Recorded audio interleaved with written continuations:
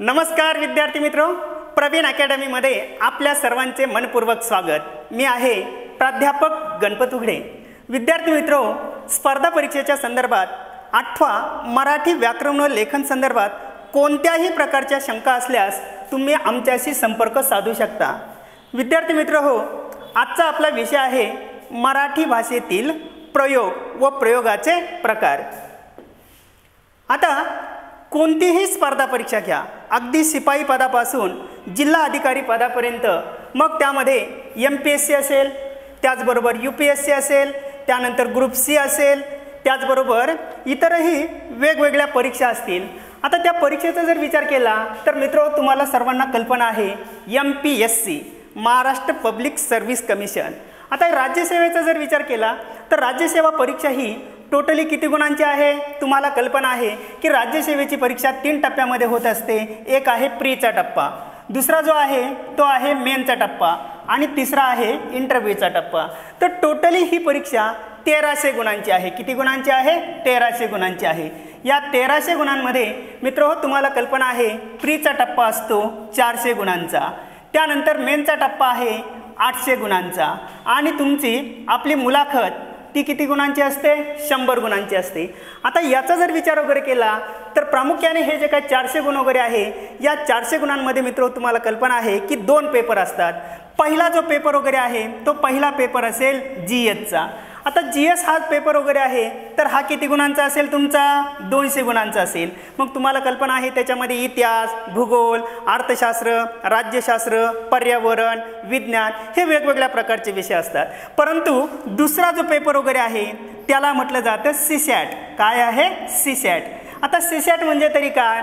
तर civil services aptitude taste, भारतीय नागरी सेवा कल चाचणी परीक्षा। आता हा जो दुसरा पेपर आहे, हा दुसरा पेपर किती गुणांचा आहे? तो आहे 200 गुणांचा। या 200 गुणांचा जर विचार केला तर 200 गुणांमध्ये किती विषय असतात? 4 विषय असतात। 4 विषयामध्ये पहिला विषय आहे मराठी, दुसरा जो विषय आहे तो काय आहे? इंग्रजी आहे, त्याच्यानंतर तिसरा जो विषय आहे तो काय आहे? गणित आहे आणि चौथा जो आहे तो आहे बुद्धिमापन। बरोबर आहे की नाही? आता याचा जर विचार वगैरे केला तर मराठी आणि इंग्रजी हे जे काही 2 विषय आहेत याच्यामध्ये तुम्हाला कल्पना आहे की आकलन क्षमता म्हणजे उतारा आकलन पद्धती। तर उतारा आकलन पद्धतीवर किती प्रश्न आहेत? 50 प्रश्न आहेत। किती प्रश्न आहेत? 50 प्रश्न। आणि दुसऱ्या पेपरमध्ये तुम्हाला कल्पना आहे की 80 प्रश्न विचारले जातात, प्रति प्रश्न गुण असतो 2.5 गुण। किती गुण असतो? 2.5 गुण। मग एका प्रश्नाला जर 2.5 गुण आहे तर 50 प्रश्नांचे गुण किती होतात? 125 गुण। किती गुण होतात? 125 गुण। आता हा जरी आकलन क्षमतेचा जरी भाग वगैरे असला तरी देखील मित्र हो, तुम्हाला मराठी भाषेतील म्हणी व वाक्प्रचार, त्याचबरोबर विरामचिन्हांचा वापर, मग त्याच्यामध्ये एकेरी अवतरण चिन्ह असेल, दुहेरी अवतरण चिन्ह असेल, त्याचबरोबर त्या ठिकाणी अवग्रह चिन्ह असेल, म्हणजे चिन्हांचा तुमचा अभ्यास असणं गरजेचं आहे। त्याचबरोबर तुम्हाला अलंकार माहीत पाहिजे। मग उपमा, उत्प्रेक्षा, रूपक असेल, यमक असेल, अनुप्रास असेल, श्लेष असेल, दृष्टांत अलंकार असेल, हेही माहीत असणं गरजेचं आहे। त्याचबरोबर तुम्हाला रस माहीत पाहिजे। मराठी भाषेतील जे काही 9 रस आहे आणि 3 काव्यगुण आहे, मग वीररस असेल, शृंगार असेल, प्रसाद असेल, ओज, माधुर्य हे काव्यगुण असेल, यांचा देखील तुमचा अभ्यास असणं गरजेचं आहे। त्याचबरोबर समानार्थी शब्द, विरुद्धार्थी शब्द, सारख्याच उच्चाराचे परंतु भिन्न अर्थाचे शब्द, हा ज्या वेळेस तुमचा अभ्यास असेल त्याच वेळेस तुम्ही उतार्यावरील प्रश्न CSAT आकलन क्षमता चांगल्या पद्धतीने सोडू शकता। आता या ठिकाणी आकलन म्हणजे तरी काय? तर एखादी गोष्ट समजावून घेऊन त्यावर निर्णय घेण्याची जी क्षमता आहे त्या क्षमतेला काय म्हटलं जातं? आकलन क्षमता। आणि म्हणून मित्र हो, राज्यसेवा प्री परीक्षेसाठी, पूर्व परीक्षेसाठी 125 गुणांसाठी तुम्हाला मराठी उतारा आकलन आहे हे विसरून चालणार नाही। आणि मग या ठिकाणी तुम्ही पास झालात, प्री परीक्षा तुम्ही राज्यसेवेची पास झालात, आलात कुठं? तुम्ही मेन परीक्षेकडे। आता मुख्य परीक्षेकडे आल्यानंतर मित्र हो, या ठिकाणी तुम्हाला कल्पना आहे की इथे तुम्हाला माहीत आहे की हा जो काही मेनचा मुख्य जी परीक्षा वगैरे आहे मी तुम्हाला सांगितलं ती 800 गुणांची आहे। किती गुणांची आहे? 800 गुणांची। तर 800 गुणांमध्ये पहिला जो पेपर वगैरे आहे त्याला म्हटलं जातं भाषा पेपर 1 आता भाषा पेपर 1 जो आहे तो किती गुणांचा आहे? 50 गुणांचा आहे. किती गुणांचा आहे? 50 गुणांचा. 50 गुणांमध्ये काय असेल? फक्त मोजून तुम्हाला 3च प्रश्न आहे. तर पहिला प्रश्न आहे तो म्हणजे निबंध लेखनाच्या संदर्भात 2 निबंध दिले जातील आणि 2 पैकी कोणत्याही एका विषयावर 400 शब्द मर्यादा असलेला निबंध लिहा. शक्यतो त्याच्यामध्ये चर्चात्मक निबंध वगैरे परीक्षेला तुम्हाला विचारले जातात. विचारप्रधान निबंध आपण ज्याला म्हणतो. म्हणजे त्या ठिकाणी निबंधाला किती गुण असतात? 25 गुण. दुसरा जो प्रश्न असतो तो दुसरा प्रश्न असतो ट्रान्सलेशन म्हणजे भाषांतर. इंग्रजी उतारा दिला जातो, मराठीमध्ये त्याचं भाषांतर करावं लागतं. किती गुण असतात त्याला? 15 गुण. आणि तिसरा प्रश्न असतो सारांश लेखन.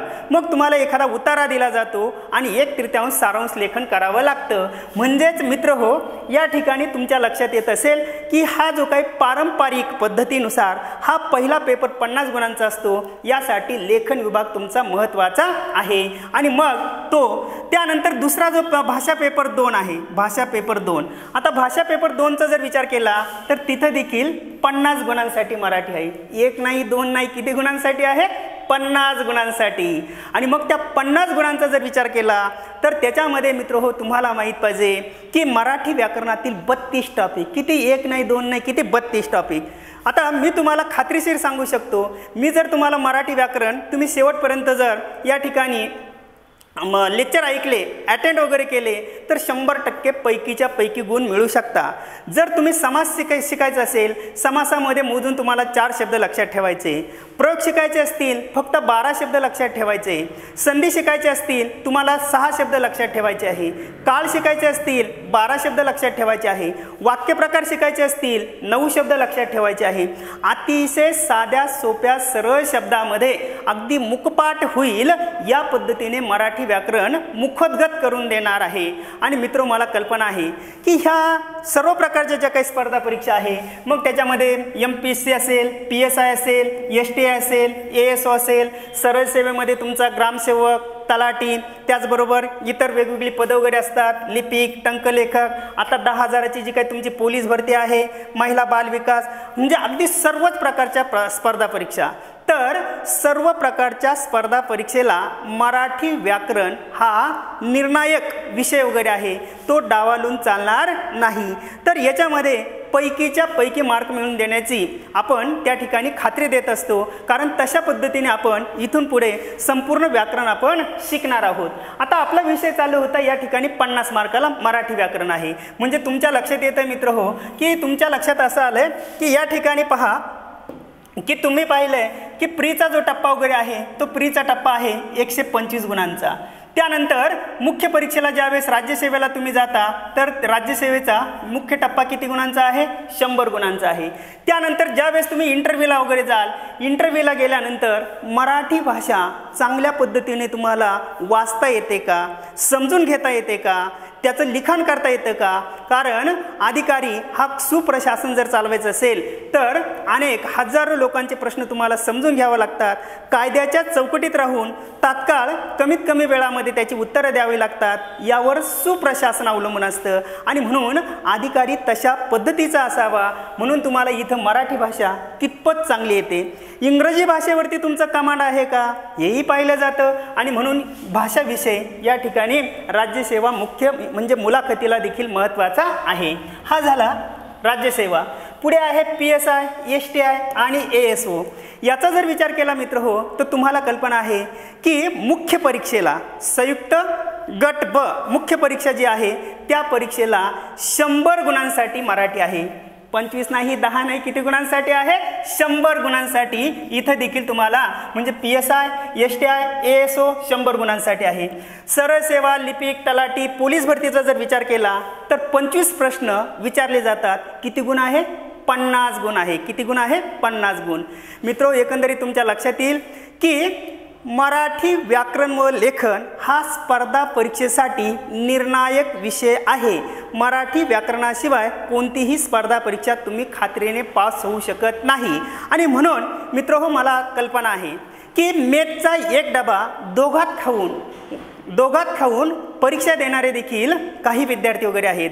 सकाळी 4 वाजता उठतात बरं का. 4 वाजता उठून 7 वाजेपर्यंत 8 वाजेपर्यंत दारोदार वर्तमानपत्र टाकतात आणि वर्तमानपत्र टाकल्यानंतर येणाऱ्या पैशावर स्पर्धा परीक्षेची पुस्तके घेतात, कुठेतरी छोट्याशा रूममध्ये राहतात. असेही विद्यार्थी स्पर्धा परीक्षा देत असतात. काही विद्यार्थी तर असे आहे की ग्रामीण भागातले विद्यार्थी जर पाहिले दिवसभर शेतामध्ये शेताची कामं करतात, शेताला पिकाला फवारणी वगैरे करत असतात आणि रात्री ते काय करत असतात 4 तास अभ्यास वगैरे करतात आणि या स्पर्धा परीक्षा देत असतात. तर सर्वसामान्य विद्यार्थ्याला देखील मराठी व्याकरणामध्ये पैकीच्या पैकी मार्क कसे पडतील या दृष्टिकोनातून आम्ही तुम्हाला शिकवणार आहोत. आता याचा जर विचार केला मित्र हो तर इथं पहा, खास तुमच्यासाठी 100% गॅरंटेड सांगतो, 100% गॅरंटेड सांगतो. तुम्ही जर आमच्याशी या ठिकाणी क्लास जॉईन केला की अतिशय कमी पैशामध्ये सर्वसामान्य विद्यार्थ्याला देखील परवडेल या पद्धतीने फक्त 1000 रुपयामध्ये. किती? फक्त 1000 रुपयामध्ये. मग ती पोलीस भरती असेल, सरळ सेवा असेल, संयुक्त गट ब असेल अथवा राज्यसेवा असेल, फक्त 1000 रुपयामध्ये 4 महिन्याच्या कालावधीची बॅच वगैरे आहे. त्यामध्ये 100 Marathi test, 100 Marathi test. Test म्हणजे कसे? समजा आज मी तुम्हाला प्रयोग हा घटक शिकवला. प्रयोग घटक शिकल्यानंतर लागलीच त्याच्यावरती 25 ते 30 मार्काची टेस्ट वगैरे घेतली जाईल. टेस्ट घेतल्यानंतर लगेचच दुसऱ्या दिवशी अगदी व्हिडिओसह तुम्हाला त्या प्रत्येक प्रश्नाचं विश्लेषण, याचं उत्तर हेच का, त्याचं उत्तर तेच का, असंच का, तसंच का, हा प्रश्न कुठून आला आहे. आणि एक सांगू का मित्र तुम्हाला, खरं सांगायचं म्हणजे मार्केटला एका विषयाची बरीच पुस्तकं आहे. समजा तुम्ही मराठी व्याकरणाचं घ्यायला जा तर तुम्हाला दुकानदार कमीत कमी 10 पुस्तकं दाखवील. परंतु मी तर तुम्हाला असे म्हणेल, जिथं मार्केटमधली पुस्तकं संपतात ना तिथं आयोगाचे प्रश्न सुरू होतात. नीट लक्षात घ्या बरं का माझा शब्द मी काय सांगतोय. जिथे मार्केटमधील पुस्तकं संपतात तिथं आयोगाचे प्रश्न सुरू होतात. मग तुम्ही म्हणाल असं कसं? सांगा बरं तुम्ही मला. अचसंधी म्हणजे काय? हलसंधी कशाला म्हणतात? सीमासंधी कशाला म्हणतात? किंवा ए आणि अ मराठी भाषेमध्ये आत्तापर्यंत नव्हते, हे कोणी आणले, का आणले? मराठी भाषेमध्ये या ठिकाणी धातू साधित आणि कृदंतामधला नेमका फरक काय आहे? कर्ता कसा ओळखावा? सकर्मक काय असतं? आक्रमक काय असतं? पाहिले कोणी? असं ह्या ज्या काही बाबी वगैरे आहेत 100% इत्थंभूत प्रत्येक गोष्ट मुद्दा ना मुद्दा तुम्हाला मी या ठिकाणी स्पष्टीकरण करून देणार आहे. आणि 3000 मराठी प्रश्नांचं विश्लेषण तुम्हाला होणार आहे. फक्त किती रुपयामध्ये? फक्त 1000 रुपयात. जर तुम्ही मित्राबरोबर एखाद्या हॉटेलमध्ये पार्टीला गेलात तर तुमचे सहज 1000-2000 रुपये मित्र खर्च वगैरे होत असतात. मग मी तुम्हाला नेहमी म्हणत असतो बरं का, ज्याला संधी मिळते ना तो भाग्यवान असतो. काय? ज्याला संधी मिळते ना तो भाग्यवान असतो. जो संधी निर्माण करतो तो बुद्धिवान असतो आणि जो संधीचं सोनं करतो ना तो विजेता ठरत असतो. मित्रहो, जर तुम्हाला खरोखर हक्काची, मानासन्मानाची आणि प्रतिष्ठेची भाकरी जर मिळवायची असेल आणि तुमच्या आईवडिलांचं, तुमच्या नातेवाईकांचं, स्वतःचं स्वप्न जर साकार करायचं असेल तर या ठिकाणी ही तुम्हाला चालून आलेली तुमच्या भाग्यामध्ये ही संधी वगैरे आहे. या संधीचा तुम्ही जरूर फायदा वगैरे घ्या. अशा पद्धतीने संपूर्ण मराठी व्याकरण मित्र तुमच्या लक्षात आलं. फक्त 1000 रुपयामध्ये 4 महिन्याची बॅच आहे. 100 मराठी टेस्ट वगैरे होतील. 3000 प्रश्नांचं विश्लेषण तुमच्यापर्यंत येईल. तुम्ही कमेंटमध्ये पुन्हा आम्हाला विचारू शकता की असंच का, तसंच का, कोणताही प्रश्न. आणि ज्या विद्यार्थ्याला 100 पैकी 60, 65, 70 मार्क मिळतात ना, तुम्ही जर आमच्याकडे संपर्क वगैरे साधला तर 100% 70 वाला 85-90 पर्यंत जाईल. 90 वाला 98-95 पर्यंत जाईल. समजा कल्पना करा 50 मार्काचा पेपर आहे. जर तुम्ही घरी बसून अभ्यास करत असाल आणि तुम्हाला त्या ठिकाणी मेरिटला येण्यासाठी 35-40 मार्क पडतात, पण क्लास केल्यानंतर निश्चितपणे तुम्ही त्या ठिकाणी 45-48 मार्क पाडू शकता.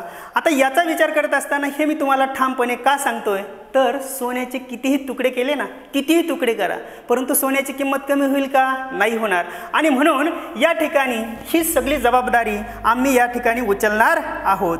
मित्रहो, आज आपला महत्त्वाचा जो काही घटक आहे अतिशय साध्या सोप्या सरळ शब्दामध्ये मी तुम्हाला मुखपाठ करून देणार आहे. काय शब्द सांगितला माहिती आहे ना? मुखपाठ. एकदा तुम्ही मराठी व्याकरणाचा अभ्यास केल्यानंतर पुन्हा पुस्तकं चालण्याची किंवा घरी जाऊन वाचण्याची देखील गरज नाही. परंतु काय असतं माहिती आहे का? थेंबे थेंबे तळे साचे. तूप खाल्ल्याने काही रूप प्राप्त होणार नाही आणि म्हणून तुम्हाला थोडा थोडा अभ्यास दर दिवशी करावाच लागेल. चला तर आपण पाहूया मराठी भाषेतील आजचा आपला घटक आहे मराठी भाषेतील प्रयोग. आता प्रयोगाचा विचार करत असताना प्रयोगावरती परीक्षेला प्रश्न कसे विचारले जातात, परीक्षेला प्रश्न कसे विचारले जातात, कोणतीही परीक्षा असू द्या बरं का, कोणतीही, फक्त औषध एकच आहे, लेबल बदललेलं आणि औषधाच्या मात्रा बदललेल्या असतात. जसं सरळ सेवेला पोलीस भरतीला एका वाक्यात प्रश्न विचारले जातात, परंतु राज्यसेवा आणि PSI STI या परीक्षेला AB बरोबर, CD बरोबर, वरील सर्व बरोबर, वरील सर्व चुकीचे, पहिलं विधान बरोबर, दुसरं विधान चुकीचे, असे प्रश्न विचारले जातात. लहान मुलाला औषधाची मात्रा आपण कमी देत असतो आणि मोठ्या माणसाला ती जास्त देत असतो. कंटेंटमध्ये मात्र बऱ्याच गोष्टीमध्ये साम्य वगैरे असतं. आणि म्हणून मित्र हो, आजचा आपला घटक आहे मराठी भाषेतील प्रयोग. आता प्रयोगाच्या संदर्भात विचार करत असताना परीक्षेला प्रश्न कसे विचारले जातील, या ठिकाणी एक उदाहरण दिलेलं आहे, प्रश्न दिलेला आहे पहा. पारिजातकाची कल्पना करणारा कवी मोठा कल्पक असला पाहिजे. PSI 2014चा प्रश्न आहे. मी इथून पुढे जी तुम्हाला उदाहरणं देणार आहे, जो भाग शिकवणार आहे, तर तो आयोगाने विचारलेल्या प्रश्नांवरतीच चर्चा असेल किंवा त्या धर्तीवरच तुम्हाला शिकवलं जाईल. प्रश्न पहा काय विचारलेलं आहे. पारिजातकाची कल्पना करणारा कवी मोठा कल्पक असला पाहिजे. वाक्यामध्ये दिलं जातं वाक्याचा प्रयोग ओळखा, वाक्याचा प्रयोग ओळखा. खाली तुम्हाला पर्याय दिलेले आहे, कर्तरी प्रयोग आहे, कर्मणी प्रयोग आहे, भावे आहे की मिश्र आहे. मित्र हो, जर तुम्हाला योग्य उत्तराची निवड करायची असेल तर सगळ्यात पहिली गोष्ट तुम्हाला माहीत पाहिजे प्रयोग म्हणजे काय, बरोबर आहे की नाही. त्यानंतर तुम्हाला माहीत पाहिजे कर्तरी प्रयोग कशाला म्हणायचं, कर्मणी प्रयोग काय असतो, भावे प्रयोग काय असतो, मिश्र प्रयोग काय असतो. तर या प्रयोगाचे 12 प्रकार तुम्हाला माहीत असणं गरजेचं आहे. प्रकार 12 असू द्या, परंतु मी शिकवल्यानंतर तुम्हाला फक्त 12च शब्द लक्षात ठेवायचे. 100% काय सांगितलं लक्षात घ्या. प्रयोग तुम्ही शेवट झाल्यानंतर फक्त तुम्हाला 12 प्रकारावरती 12च शब्द लक्षात ठेवायचे आहे. दुसरा प्रश्न विचारलेला होता, हा प्रश्न सेल टॅक्स इन्स्पेक्टर STIला विचारलेला होता. काय आहे पहा. कोलंबसाने गलबतास इकडून तिकडे हाकलले. 2015चा प्रश्न आहे. कोलंबसाने गलबतास इकडून तिकडे हाकलले या वाक्याचा प्रयोग ओळखा. कर्तरी आहे, कर्मणी आहे, भावे आहे की मिश्र आहे. आणि मग मित्र हो, जर तुम्हाला प्रयोग म्हणजे काय आणि प्रयोगाचे प्रकार जर माहीत असेल, लगेचच तुम्ही उत्तर सांगू शकाल की पारिजातकाची कल्पना करणारा कवी मोठा कल्पक असला पाहिजे. हे कर्तरी प्रयोगाचं उदाहरण आहे. काय आहे हा, कोणता प्रयोग आहे, कर्तरी प्रयोग आहे. आता कर्तरीच का, कर्मणी का नको, भावे का नको, मिश्र का नको, याच्यासाठी आपल्याला प्रयोग म्हणजे काय आणि प्रयोगाचे प्रकार अभ्यासायचे आहे. कोलंबसाने गलबतास इकडून तिकडे हाकलले, एकदम साध्या साध्या ट्रिक्स वगैरे आहे. इथं ने प्रत्यय, इथं ने प्रत्यय आहे, इथं स प्रत्यय आहे. आता याचा जर विचार वगैरे केला तर याचा विचार करत असताना मित्र हो, याचं उत्तर आहे हा कोणता प्रयोग आहे, भावे प्रयोग आहे. आता पारिजातकाची कल्पना करणारा कवी मोठा कल्पक असला पाहिजे. कल्पना करणारा कोण आहे, कवी, बरोबर आहे की नाही. कवी असेल तर असला पाहिजे आणि कवयित्री जर असती तर असली पाहिजे. म्हणजे इथं कल्पना करणारा कोण आहे, कवी. कवी हा कोण झाला वाक्यातला, कर्ता वगैरे झाला. कोण झाला वाक्यातला, कर्ता वगैरे झाला. आता इथं कवी कोण आहे, कर्ता आहे, बरोबर आहे की नाही. आता याचा विचार करत असताना इथं कर्तरी प्रयोग आहे. दुसरा विचार जर केला तर दुसरा जो प्रयोग आहे तर हा आहे भावे प्रयोग. कोणता प्रयोग आहे, भावे प्रयोग. आता याचा जर विचार वगैरे केला,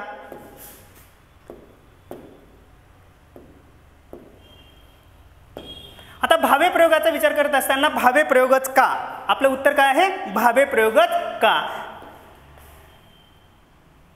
तर भावे प्रयोगाचा विचार करत असताना प्रामुख्याने इथं आपल्याला पाहायचं आहे की प्रयोग म्हणजे काय आणि प्रयोगाचे जे काही प्रकार आहे त्या प्रकारांचा आपण विचार करणार आहोत.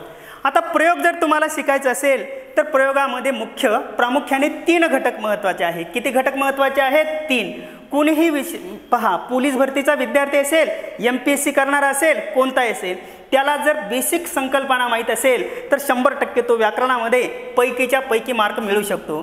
तर प्रयोगामध्ये 3 घटक महत्त्वाचे आहे. एक आहे कर्ता, दुसरा आहे कर्म, तिसरा आहे क्रियापद. म्हणजे तुम्हाला माहीत पाहिजे कर्ता कसा ओळखावा, कर्म कसे ओळखावे आणि क्रियापद म्हणजे काय. तर एक उदाहरण घेऊया. उदाहरण असं आहे पहा. उदाहरण,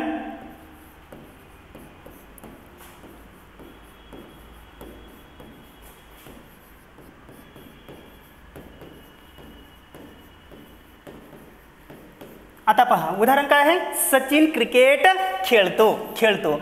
आता या ठिकाणी खेळतो हे काय झालं, क्रियापद वगैरे झालं. दुसरं उदाहरण घेऊया. दुसरं उदाहरण पहा, राधा पोथी वाचते. राधा पोथी वाचते. आता या ठिकाणी वाचते हे काय झालं, क्रियापद झालं. आता याचा जर विचार वगैरे केला, इथे पहा पहिल्या वाक्यामध्ये वाचते क्रियापद आहे आणि दुसऱ्या वाक्यामध्ये काय आहे, खेळतो क्रियापद आहे. कोणतं क्रियापद आहे, खेळतो. आता काय करायचं, क्रियापद शोधायचं. आता इथं क्रियापद कोणतं आहे, खेळतो, बरोबर आहे की नाही. आणि इथं पहिल्या वाक्यामध्ये क्रियापद कोणतं आहे, वाचते, बरोबर आहे की नाही. आता क्रियापद शोधायचं आणि क्रियापदातील मूळ धातू शोधायचा. काय करायचं आहे, मूळ धातू शोधायचा आहे. आणि मूळ धातू शोधल्यानंतर त्याला कशाने प्रश्न विचारायचा, नारा, त्याच्यानंतर नारी आणि नारे. काय सांगितलं पहा, क्रियापदातील मूळ धातू शोधून त्याला नारा, नारी, नारेने प्रश्न विचारला असता वाक्यातील काय भेटतं तुम्हाला, कर्ता भेटतो. आता खेळतो हे क्रियापद आहे. आता मूळ धातू काय आहे, मूळ धातू खेळ. खेळणारा कोण आहे, सचिन. सचिन वाक्यातला कोण झाला, कर्ता झाला. सचिन कोण झाला, कर्ता झाला. राधा पोथी वाचते. मूळ धातू काय आहे, वाच. वाचणारी कोण आहे, राधा आहे. राधा वाक्यातला काय झाला, कर्ता झाला. आता याचा जर विचार वगैरे केला तर मित्र हो, म्हणजे मी तुम्हाला सांगितलंय की या ठिकाणी तुम्हाला प्रयोगामध्ये आपण पाहिलं की कर्ता, कर्म आणि क्रियापद याचा विचार करत असताना क्रियापदातील मूळ धातू शोधायचा आणि मूळ धातू शोधल्यानंतर त्याला नारा, नारी, नारेने प्रश्न विचारला असता वाक्यातील कोण भेटतो आपल्याला, कर्ता भेटतो. आता याचा विचार करत असताना दुसरं उदाहरण आपण पाहूया. मी जर म्हटलं की आई स्वयंपाक करते. आई स्वयंपाक करते. आता आई स्वयंपाक करते म्हटल्यानंतर या ठिकाणी आई स्वयंपाक करते